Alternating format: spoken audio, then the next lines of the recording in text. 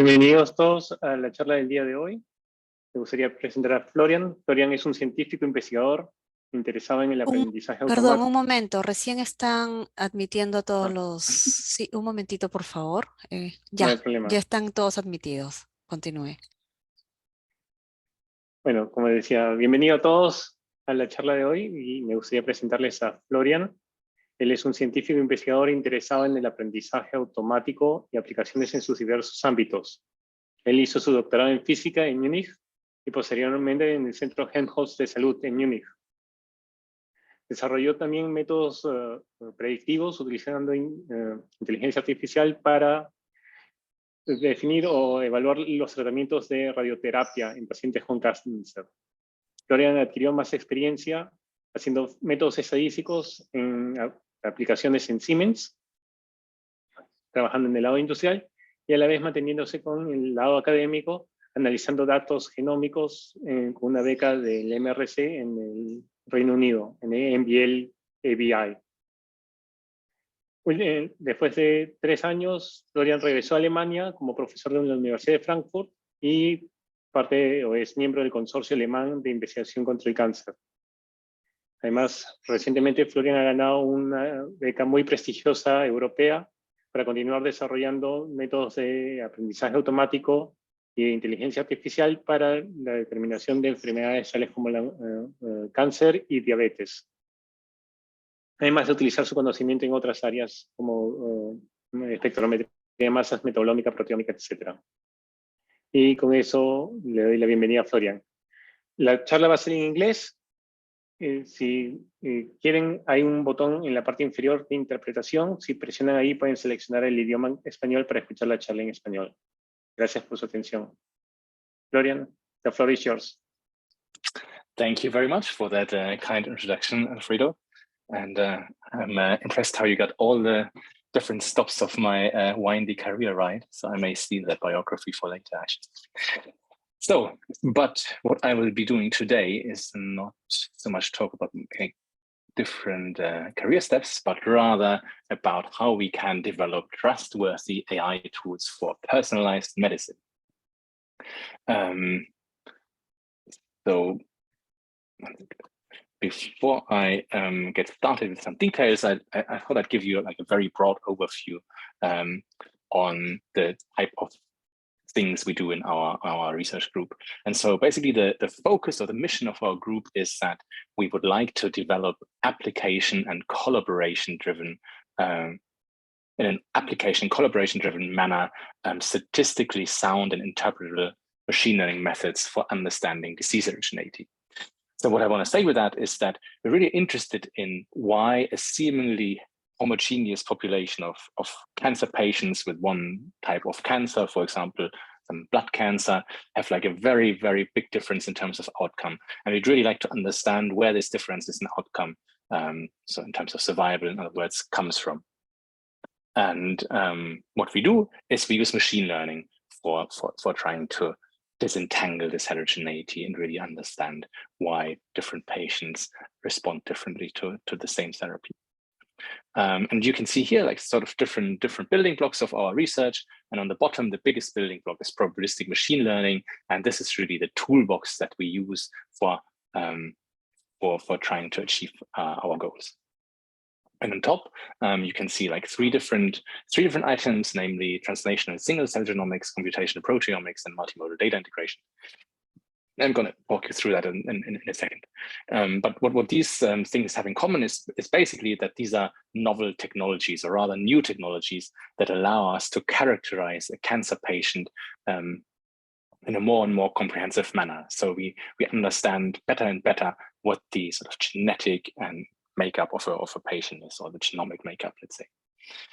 In particular, with the single-cell genomics, what we can do is we can take, for example, a biopsy of a tumor of the cancer and look at maybe 10, 20, 50,000 cells of that tumor. And for each of these cells, we can measure the activity of each gene. So we can like really measure the entire transcriptome and see how active is each individual gene. And there are like maybe, let's say, 10,000 genes that we can quantify really well with that. So in other words, we have like a really high dimensional data set where we have for every single patient, 50,000 cells times 10,000 genes. And it's of course very hard to find some patterns that are meaningful and interpretable in these types of data. And similarly with computational proteomics, what we can do is we can measure the activity of the proteins in a patient, maybe again in tumor tissue or controlled healthy tissue. And this again allows us to really have like a very, very comprehensive view on the tumor that is very individualized. And really these technologies then also require new computational methods. For example, we need to really account for the way these data were recorded, the different types of noise we have in the data. We'd like to really integrate these different data types. So this is what I mean by multimodal data integration, where we want to see are there interactions between the proteome and the transcriptome, or also other molecular layers that we can record from the patient. And once we've done that, what we'd really like to do is have methods that really allow us to identify and characterize patient subpopulations with a meaningful clinical phenotype. So by that, I mean that, we have our group of cancer patients that all have the same type of blood cancer. And now, based on these really complex data, we'd like to find a specific group maybe of patients that has a bad prognosis or good prognosis. And based on this, we can then choose our therapies accordingly. But finding these types of subpopulations is very challenging, and it's something that we really try to do with machine learning. So yeah, I said machine learning, and this is sort of really our toolbox, and in particular, we use probabilistic machine learning. And why that? Well, I mean, you've all seen the rise of machine learning methods where, seemingly in the past year, every other week, we see a new really impressive application of machine learning for text generation, image generation, or also classification tasks.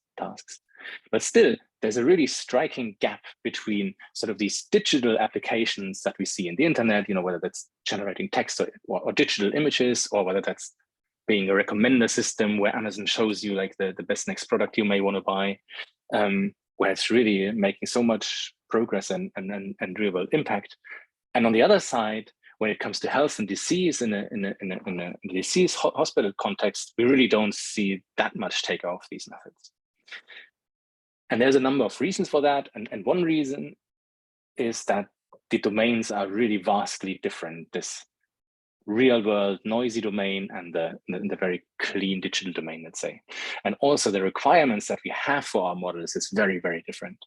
For example, if I am let's say Amazon or someone who's like some kind of internet shop, and I want to make a recommendation system where I show customers products they may be interested in, then all I care about is that on average, this recommender system is a little bit better than before.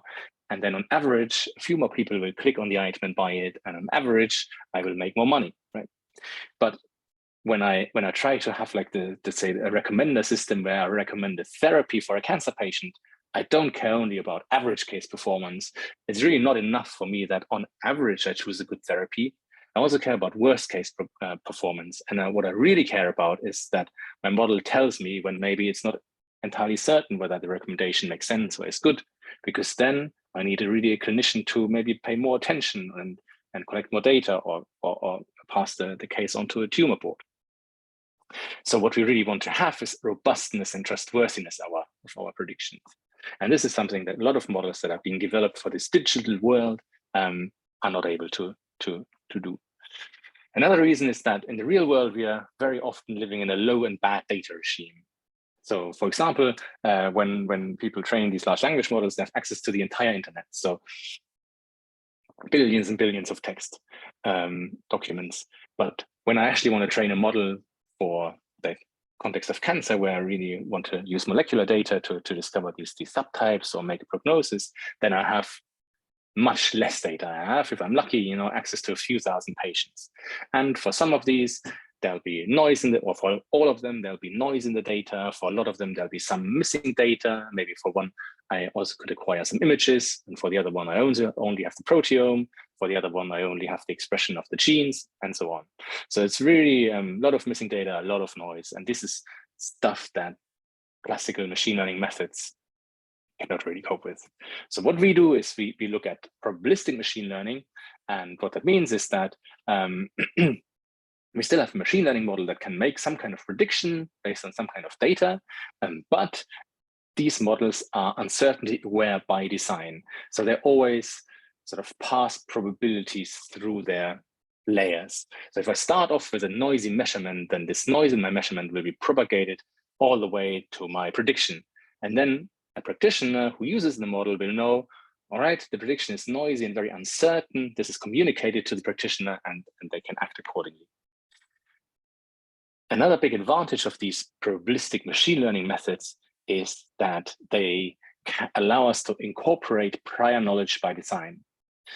And what I mean by that is that especially in the biomedical world, there's like decades of basic research, and we have like learned a lot about how tumors evolve, how different pathogenic mechanisms are related to outcome. And this knowledge is something that we would ideally give to the model rather than for the model to figure it out themselves on their own again, so to say. So we would like to have a model that incorporates this prior knowledge, and probabilistic machine learning really lends itself naturally to do so.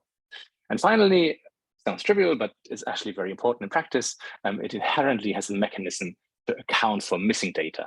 So these model types really have no problem to pass also samples with missing data.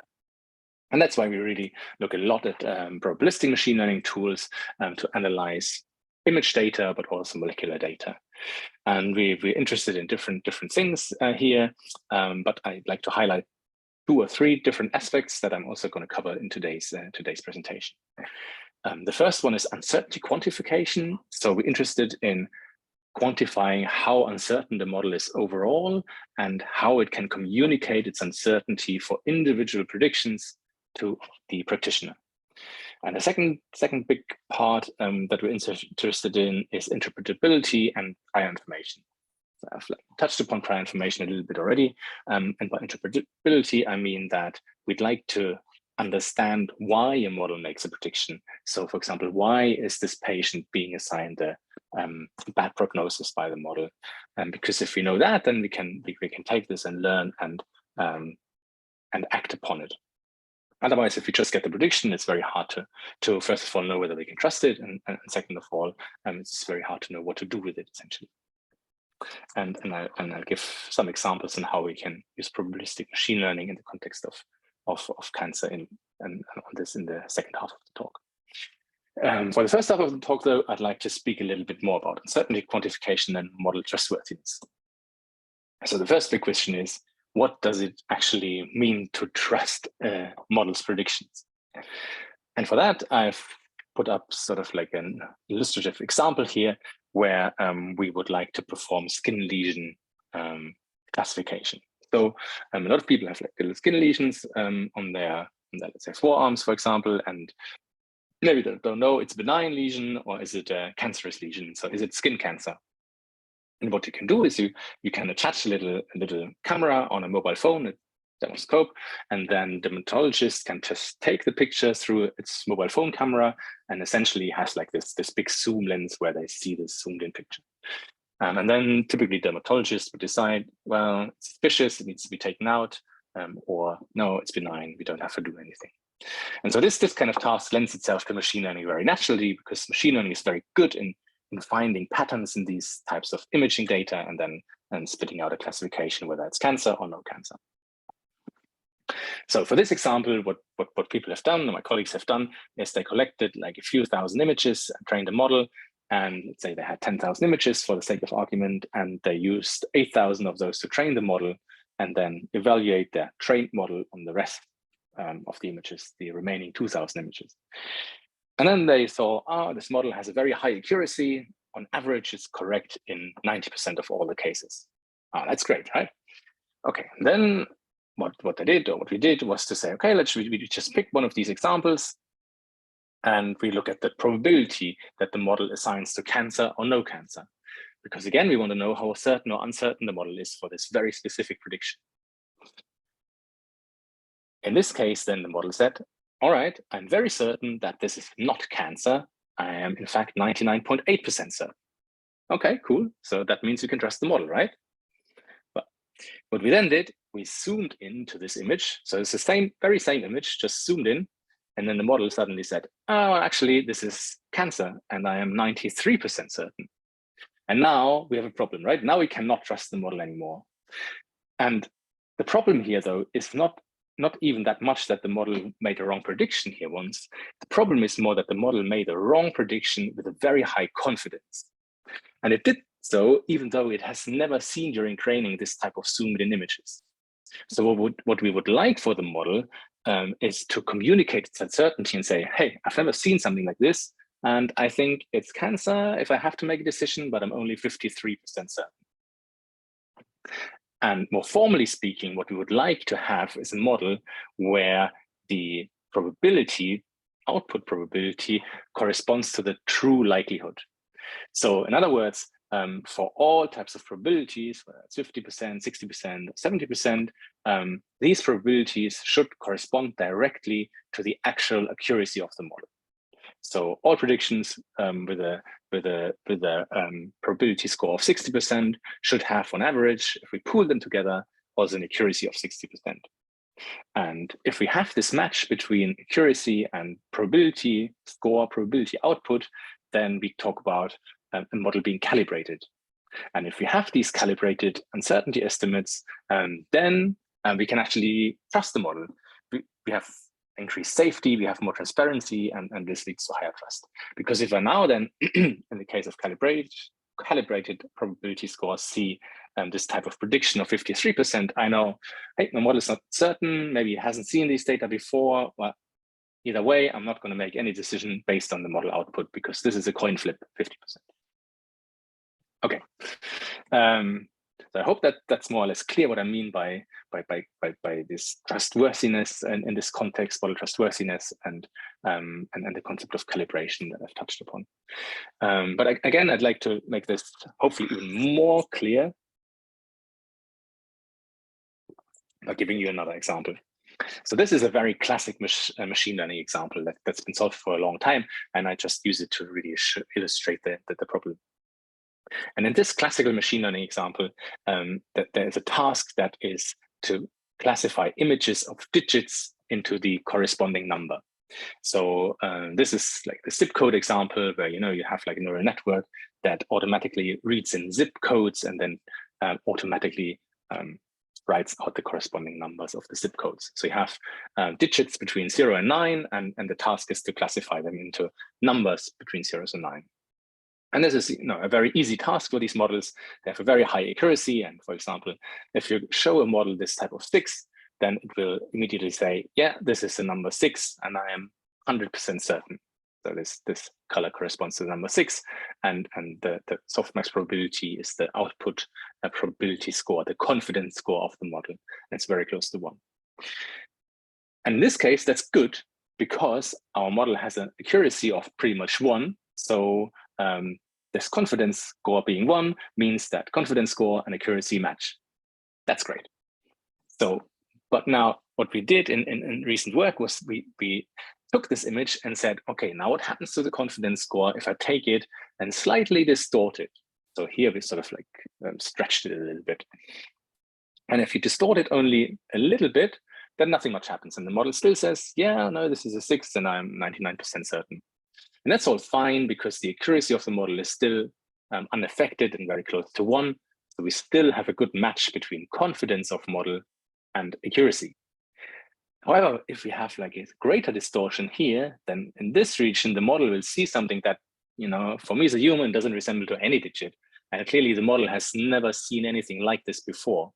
But the behavior that we observed was for the model to say, well, actually, I think this is a number 2, and actually I am 99% certain.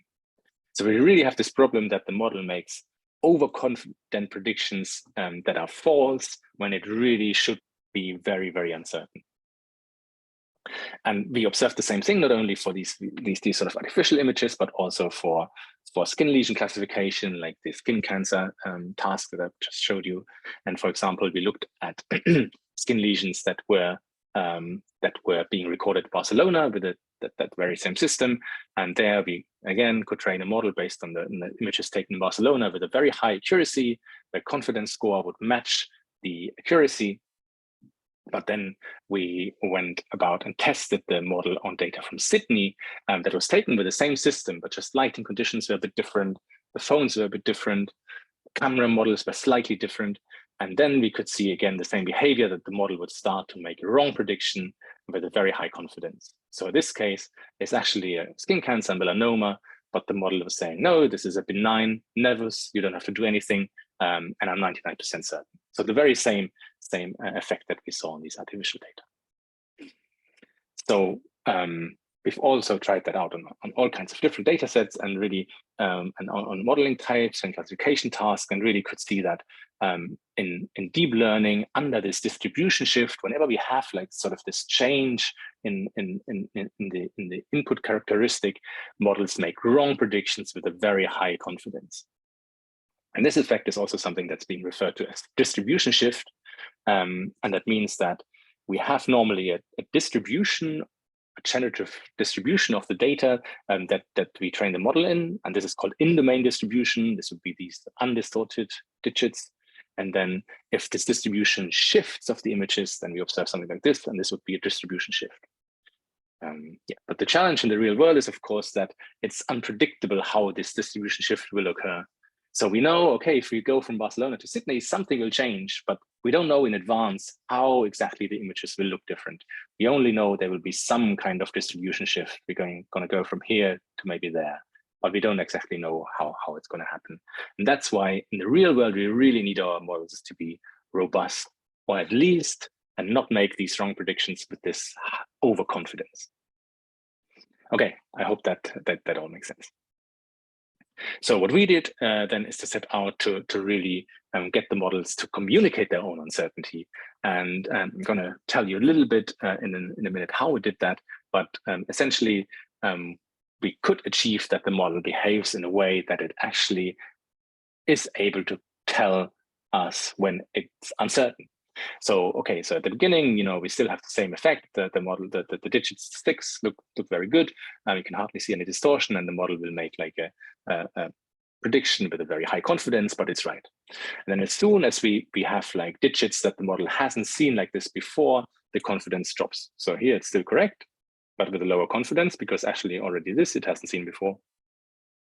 And when it comes to these images, the model is basically saying, well, I don't really know. I'm going to say it's a number 7, but I'm only 15% certain, and it may as well be any of the other digits.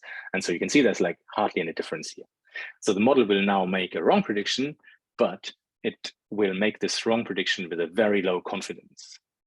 And also here, for some reason, at the end, it thinks it's a 2. Maybe it imagines there's something missing here, but it's not saying, oh, I am 99.9% certain as before, but it's only like 30% certain. So it's really able to communicate and tell us, well, actually, I don't know. I've not seen this stuff before. So, and that's really a big contrast to these standard neural networks, and hopefully will bring us one step closer to using them actually in the clinic. Okay, so I'd like to now spend a few minutes trying to get a little bit more technical for you to also get intuition how we got there. And before we do that, we first of all would like to try and quantify this effect, this calibration effect that I've talked about before. So calibration, again, means that we want our confidence scores to match the accuracy. So what we can do as the very simplest thing is we can take, compute the accuracy on a given test set. So on, like, let's say our 2000 images that we set aside, we compute how often was our model correct. And what we can see, what we would like to see, is that this accuracy should match the average confidence score. And so here's like some data from a publication that's a few years old, where they looked at an old model, Lunet, to and applied that to some kind of data set. And you can see, okay, the average confidence of this old model was about 55%, and the accuracy was very close. So, you know, that makes sense. This is what you want.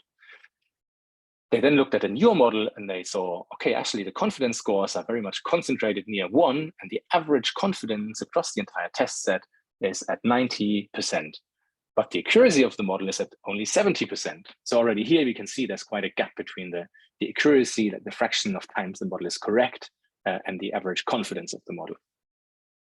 And what we can now do is to say, okay, and we can maybe look at this in a more fine-grained version. So we can take these confidence scores that we have here and bin them into different bins. So for example, we can take all the confidence scores that lie between 80 and 90%, should be these ones, and then we would compute the accuracy.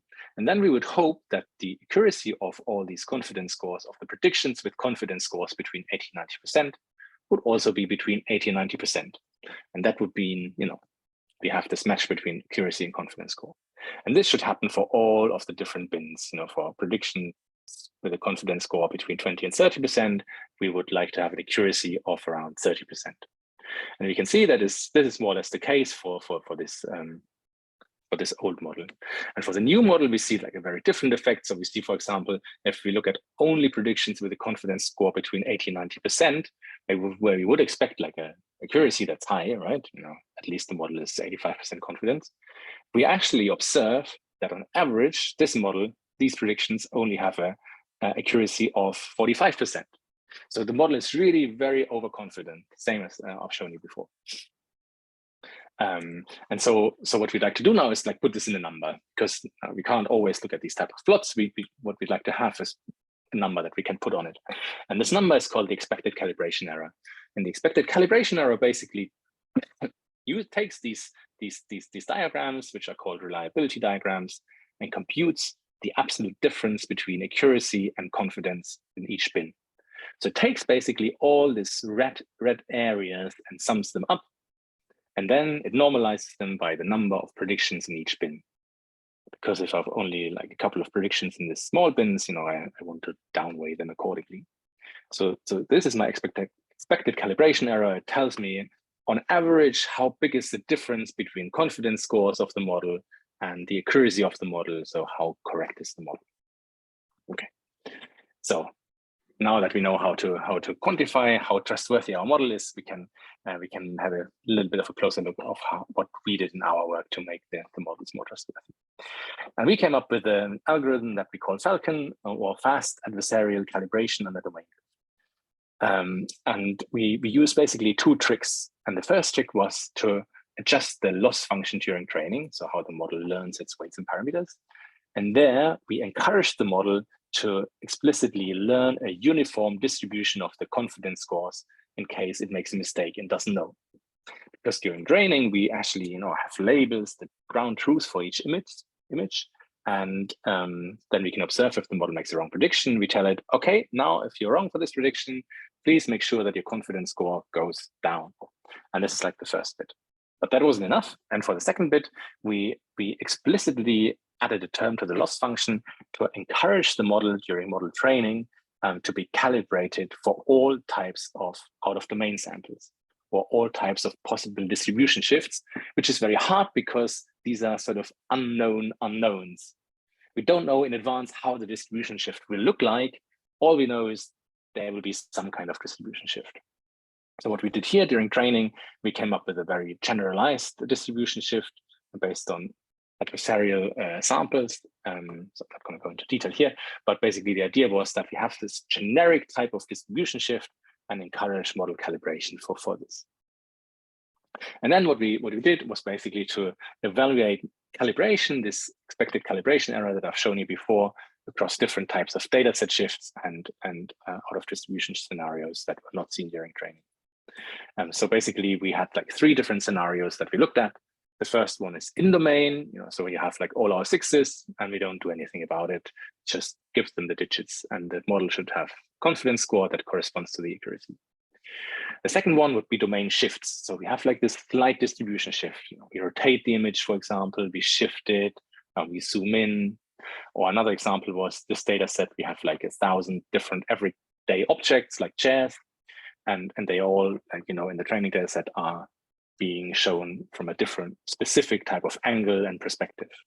And then we have a distribution shift that we simulate here, where maybe we put chairs in a different context. We put an office chair in the bathroom, or we take a picture of a chair that's lying on the floor, these kind of things. So it's some kind of change. It's still a chair, but the model hasn't seen the chair lying down during training. And the third thing that we look at is so-called out of distribution. So let's say we train a model on digits and we test it on fashion items. So something that is really not seen at all. So here it has seen a chair before, right? But here this model trained on the digits has never seen a skirt or a shoe before. So we expect that for this cases, it should give a very low confidence score. All right, so first we looked at domain shift, and what we could see is that on average, our modeling approach, which is shown in dark blue here, is for very different types of shifts, always at least 30% better than the state of the art. So the standard model would be, for example, the yellow one here, and you can see like the blue bar, dark blue bar is always a lot lower than the yellow bar. So our model really improves upon in terms of trustworthiness. On average, about 30%. Then we still want our model to make like confident predictions when it's actually certain, right? So when we look at this in-domain example and we don't do anything, then we expect a confidence score very close to 1. And we can see that our approach still, even though it's uncertain under distribution shift, is really still making predictions with a high confidence as it's supposed to be for these correctly classified samples. When we now tell the model, okay, you were trained on digits, but now please classify skirts and shoes, then we would hope for a very low confidence score. And indeed, our model managed to have, on average, a low confidence score of only 30% for these type of really completely different images, whereas all kinds of other approaches at least had an average confidence score of 80%. So still made these strong predictions with a very, very high confidence. Okay, so I hope you could now see a little bit so how we can evaluate this type of modeling approaches and how we get there in the end. Yeah, so what I tried to show you with this example here was that we could come up with like a fast and generalizable approach to train uncertainty where deep neural networks that are also then well calibrated for any degree of domain shift. So whether there's no domain shift and it's like just like the original images, or whether it's fashion items type of truly out of domain shift, the confidence scores are always reliable. And we have also applied this then to the skin lesion classification task, and there you can also see that if we use our approach, then the model has a much lower confidence and really is able to communicate its uncertainty when we transfer it from Barcelona to Sydney. Okay, so I have one more short example of how to deal with the domain drift before I move on to the next topic. And so what we've done now was to say, okay, we train a model from scratch, and then we can do all kinds of things during training already to make sure that our model will make reliable and trustworthy predictions. However, in many use cases, we already have a trained model, and we would like to somehow transform this model or transform the outputs of this already trained model. And we then suggest a strategy that we call post hoc calibration, where we transform these outputs of this model. And we do that by training an additional calibration model that learns how to transform the outputs for a specific new sample that's seen by the model. Okay, for example, we have now, again, these everyday objects like this doormat, for example, that can be classified to a very high average accuracy. Again, average is not good enough for us. We'd really also like to have individual confidence scores that make sense. Okay, so if we just put in a test image of this doormat, then the model will say, yes, doormat, I'm 99% certain, and so does our method, shown in yellow down here. Now, if we show it this picture, which is still a doormat, but just taken from a strange angle and shown a bit of a different size, but it's a doormat, then the model says, when we don't do anything, no, this is actually a handkerchief and are 91% certain. So again, the problem is not necessarily that this is a wrong prediction, but that the model makes this wrong prediction with such a high confidence. And now if we use our approach where we transform the outputs, so we don't touch the model itself, so the accuracy will remain the same on average. It's just that the model now is able to make individual predictions with a better uncertainty awareness. And in this particular example, our proposed post-hoc calibration approach results in only a probability of 45%. So we know 45% is not very high, or more is uncertain. And yeah, so these are some more average scores to show this was not done cherry-picked, let's say. So here what you can see is that the average confidence score of models predictions using our approach, shown in yellow here, pretty much matches the accuracy, which is shown in red here. And we can again look at our ECE that I've shown you before, and then compare our method shown in green here to the baseline standard post-hoc calibration tools, and we can see that we are always a lot better and really can reduce this calibration error or improve upon trustworthiness by more than 50%. Okay, so in the interest of time, I'm going to skip that. This is a different way of computing uncertainty. And I'd rather recap what I've tried to show you so far, which was that probabilistic machine learning methods allow models to communicate the uncertainty. And we have developed some algorithms to stop neural networks from making wrong predictions with a very high confidence score. And this is particularly important for medical tasks such as the skin lesion classification, where we collaborate closely with clinicians from the German Cancer Research Center, where I'm also associated with. All right, so for the next, let's say, 10 minutes or so, in order to leave some time for questions, I'd like to speak a little bit about AI for computational genomics. So what do I mean by that? Well, as I've alluded to in the beginning of the talk, what we can do now is to take cells or samples from individual tumors of patients and then characterize them very deeply in terms of their molecular profile.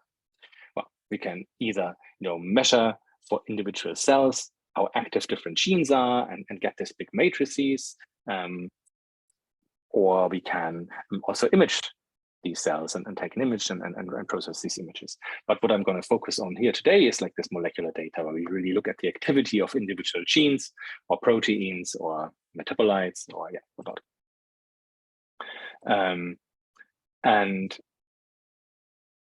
So here I'd just like to give you an intuition why it's maybe not as straightforward as you would think to analyze these types of data. So let's say, for example, we are interested in a process in our cell that's called differentiation, where a cell is taking on a specific function. And very often for these types of biological processes like differentiation, we know marker genes that are important for that. So if we have our different cells that are shown as dots here, and we'd like to know the status of the differentiation, we could just observe the expression of that marker gene. But what's actually happening in the cell is not only this differentiation process, but also different other processes like the cell cycle. The cell grows and divides and grows and divides. There's technical noise and technical measurements, and then this differentiation process that we're really interested in. We have to find a way of somehow taking this observation profile of our gene and disentangle it into these different types of processes that are actually going on in the cell. And this is something that we do via latent variable models. Like variable models mean that we take a very high dimensional data set of correlated observations. So, we have like a large number of patients and we measure the activity of many, many genes. And we'd like to reduce that into a low dimensional data set of uncorrelated and interpretable latent variables. And for example, what we can do is we can fit this type of model where we have like our input of the patient times the genes, and we factorize that as a product of two different matrices, some latent factors and some weights. And for the latent factors, we can then use it to visualize our data. But the problem here is that it's very hard to interpret these models. So we can look at the factors, but we don't really know what they capture. And so this is something then we've been starting to work a lot more on. Okay, so one thing we also done is to say, okay, we don't only want to look at one matrix here, where we measure the expression or the activity of individual genes, but we want to have several matrices where we also measure maybe image data or epigenetics, or just different molecular layers of our patient, and that will sort of allow us to get a more comprehensive view of our patient. And so to do so, we came up with this model where we said, okay, we have like our different data layers. We have the mRNA, the genes, we have like some mutations that a patient has, we have like chromatin, different molecular layer. And we model this now again as a product of two matrices. We have one matrix here where we have our samples times our factors, like our low-dimensional factors that we will hopefully be able to interpret well. And then we multiply this by weight matrices. And now, because we do probabilistic machine learning, we can do a little trick. We can try and make these factors interpretable. And we do that by relying on existing prior knowledge, which I've mentioned before. So prior knowledge in biology is often very nicely organized. So there are gene sets, so collections of genes or groups of genes where people have found out over time that this group of genes act together in a coordinated manner, and it's responsible maybe for tumor progression, or is responsible for cell cycle. And we use that knowledge by telling the model, okay, if two genes are sort of annotated to the same pathway, then they're likely to also both have weights that are non-zero. And what that does is that this modeling approach connects each factor that we infer to a specific gene set or specific pathway. So when we then look at this factor, we immediately know we look at a specific pathway. And our model does all kinds of things in terms of using that only as a prior. So it knows it's noisy and it can sort of contextualize and correct these gene sets. And that overall really helps us to interpret the data very intuitively. And so I'd just like to show you, or give you an impression how that works in practice. So what we did here is we use our approach that we call MOVIE to analyze pan-cancer data. Pan-cancer means we had access to 11,000 patients who suffered from 33 different cancer types, and we measured 4 different data views or molecular views characterizing the patient. And then we fit this model where we learn these different factors, where each factor corresponds to a pathway. And we annotate like the gene expressions with the pathway. And the first thing we'd like to see then is to maybe take this pathway, this data, look at it in 2 dimensions, and then ideally we would like to see that the different cancer types are being separated from each other. So here, this is what we see. Each color is a different cancer type, and the model is really able to separate the cancer types very nicely from each other. And we know, okay, the model has learned the overall global structure of the data and understands that different cancer types are different. But then when you start looking at this global representations, you run into problems very quickly, because, for example, there are 2 different types of skin cancer in this image. There's this UBM skin cancer, and there's this skin cancer. And they're actually quite far away in this plot, right? So you would think, okay, maybe they are really fundamentally different, but how are they different? And this is where our model comes in, because we designed it to be interpretable. We designed it for factors to be annotated, connected to pathways. So we can just look at the pathway that separates these skin cancer types.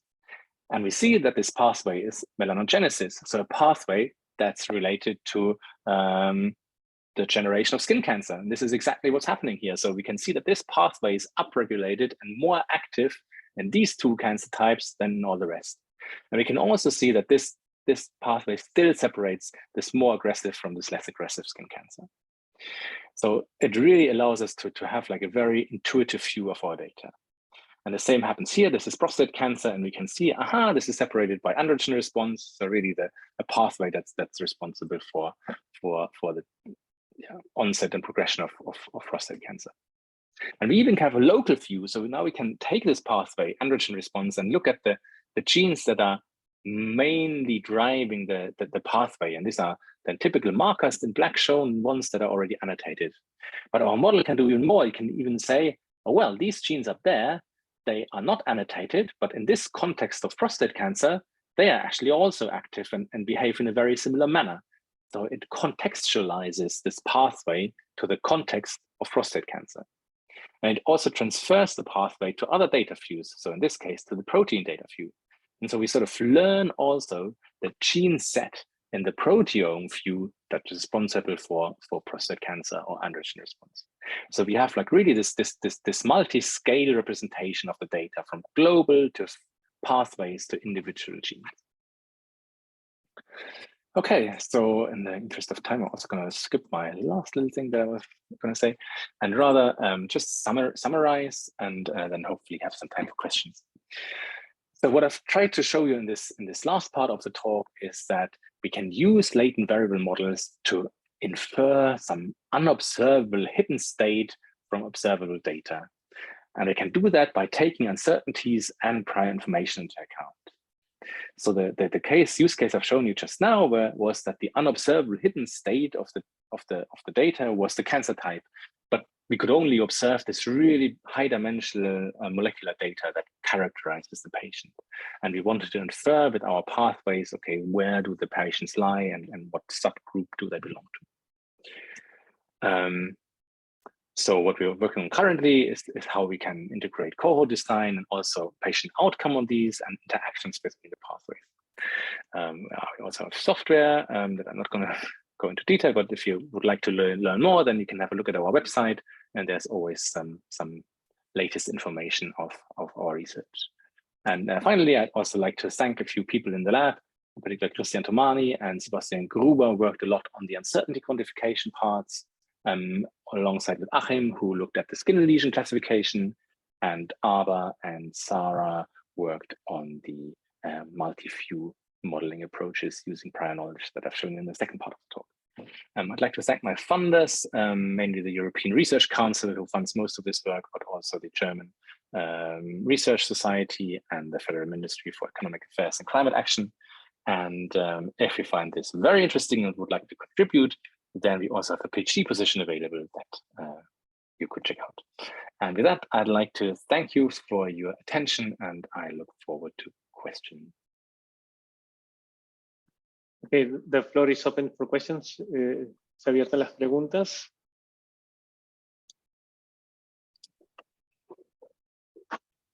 Yo podría comenzar con la primera. Genial. Florian, I have a big question. So your term of low trustworthiness is the same as non-false positives in traditional statistics. No. Let me show you an example of why that isn't the case. So maybe I'm going to reshare in a second.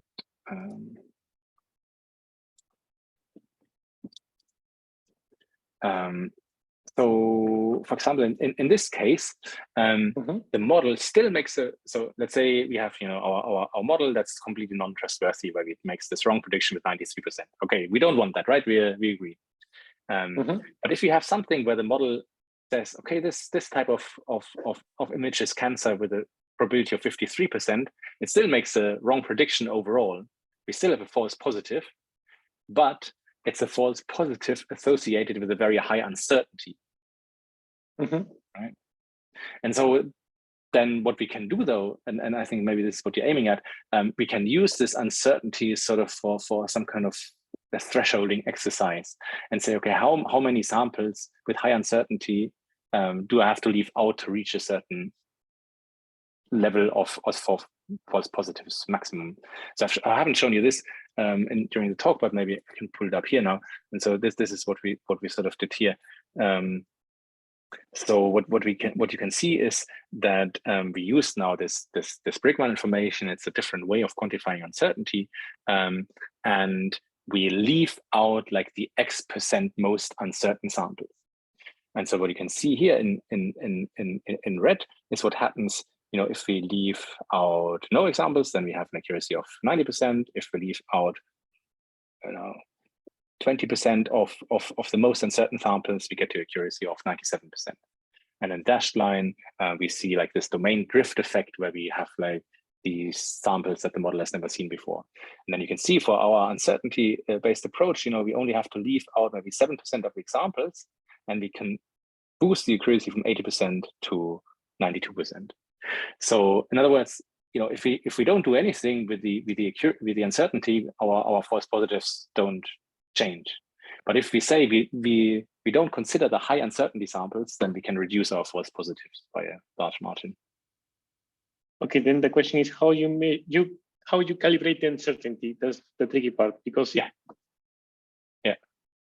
So in this, then that's sort of what I try to show here a little bit, where what we want is for our confidence score to really match the accuracy. We want these gaps to be as small as possible, right? And then we can do it in two different things. So we really focus on neural networks because they have like this very high classification power.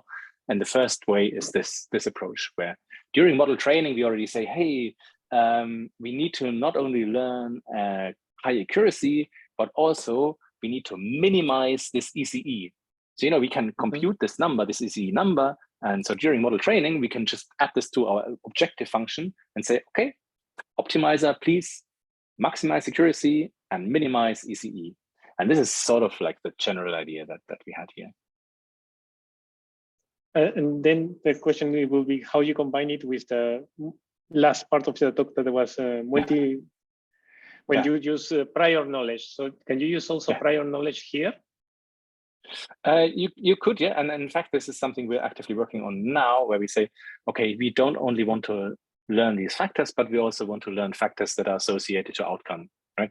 So we would like to link these pathways and directly to some, like to a survival function or just a binary classification, whether the patient responds. And so, yes, we can use the same principle for this type of models as well. And what happened when you have then, for example, in genetics or in genomics is kind of easy because sometimes genes are related to one particular function. Yeah. But you have sometimes genes that have multiple functions. Yeah. How do you convolute that part of? Yes. And this is again where this prior knowledge-based approach comes in. And so if a gene has multiple functions, then it will be annotated to multiple pathways, where let's say one pathway corresponds to one function. And the model will then learn which of the pathways is actually being active. So which of the pathways explains variability. So we stick in basically a very, very large number of candidate pathways, and the model then decides which of these candidate pathways are actually the ones that matter. And then these are the ones that I would see here. But you will not like that to have like a tick box or an if function, because if you don't, so you may discover a new function of a gene, for example. Yeah, exactly. Yes, absolutely. Yeah. And so this is why, so I didn't go into the mathematical details, but what we do here is we use it as a prior. And a prior means that the model can just observe the data eventually. And if the data says, well, actually, there's this other gene which behaves in a very similar manner, I think this also belongs to that pathway, then it can sort of switch it on. And this is what's shown here in red. So here you can see like this pathway androgen response, which separates prostate cancer, right? And then these genes shown in black are all genes that were annotated to this pathway in the database. But the model also found that these red genes behave in a very, very similar manner to the black genes. And now says, hey, okay, well, actually now I discovered for you a handful of genes here that should belong to this pathway in this very context that you've given me, being cancer. So yes, stop there. And how you avoid then the first error? So the uncertainty, because the model is trying to fix the data. And you can say 93%, I'm sure, but how you put then the first part of the talk that was, okay, this may be also part of it, but I'm not certain. Yes, and so basically this is all a probabilistic model. So what we have here is not just point estimates, but actually distributions over point estimates. So we can actually look at the distribution once again. So all these values basically have error bars that I haven't shown here. and these error bars or these distributions. It's not error bars, it's really a distribution, a Gaussian distribution in this case. And this would tell us then how certain the model would be in this respect. Oh, cool.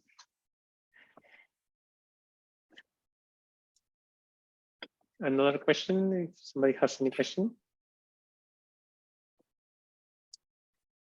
Informatic engineers? Any?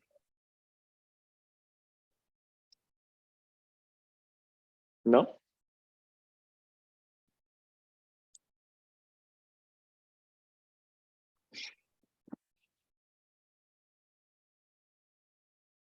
Bueno, recuerden que Florian está reclutando estudiantes de doctorado, así que si tienen una maestría y les gusta el tema, pueden contactarse con él. Hay una cosa en el chat. Buenas tardes. ¿Sí? No sé si la grabación va a estar en... Sé que se está emitiendo a la vez en Facebook, pero no sé si la grabación va a estar disponible al público en general. Ahí capaz Alex me puede ayudar.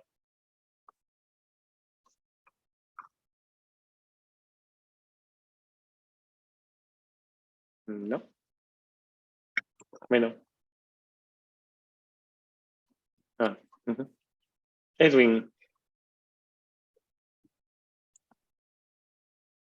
Edwin.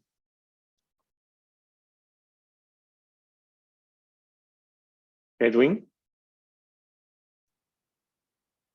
¿Cómo se acaba? ¿Puedes escribir tú? Ajá. Hello, Florian. Thank you for Hello. your presentation. I have a question, please.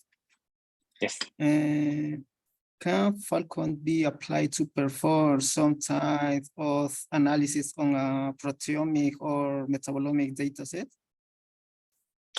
Falcon is designed for classification tasks. So if you have a task where you want to make a classification, a prediction into a subgroup, then yes. It's not specific to image data. We've also applied it, in fact, to text data. We haven't applied it to genomics data, but it's also works for that type of data.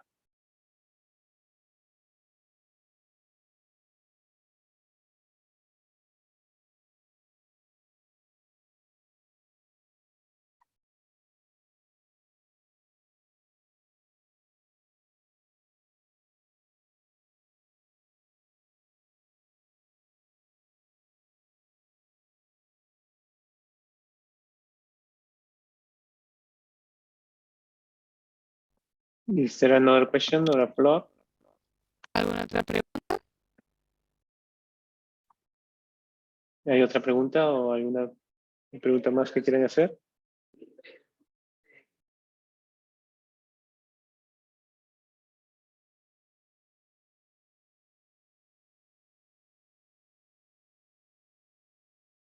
¿No? Entonces, daríamos por cerrada la sesión. Le queremos agradecer a Florian. Ahí está, Alex. La grabación estará disponible en el Facebook del Vicerrectorado de Investigación. Y ahí está la dirección si la quieren acceder después. Bueno, Florian, thank you very much. A pleasure of listening to you again. Thank you very much for the invitation. It was a pleasure.